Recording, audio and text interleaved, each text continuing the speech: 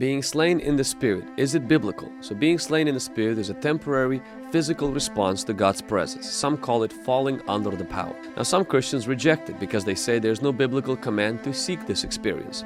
Some say that it can resemble pagan practices and Kundalini awakening. Some say that it risks emotionalism and manipulation. And 1 Corinthians 14:40 tells us that our worship should be done in order. But does that mean that it's all fake?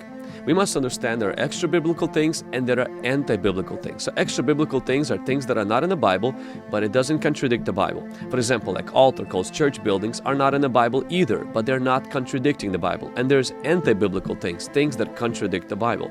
So we do see in the Bible when people encounter the power of God, they would fall.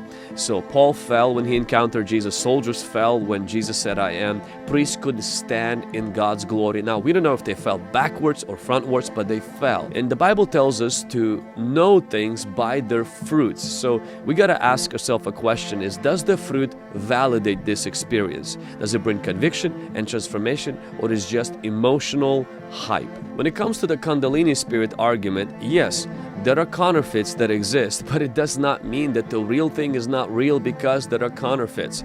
In Exodus chapter 7 verse 12, Pharaoh's magicians copied the miracles, but the reason they copied them is because they were real miracles that Moses produced. So 1 John 4:1 tells us to test the spirits. Yes, being slain in the Spirit is not required for your spiritual growth, but if it bears good fruit, don't reject it outright. Preachers, please stop pushing people to fall. What do you think about being slain in the Spirit? Let me know in the comments below.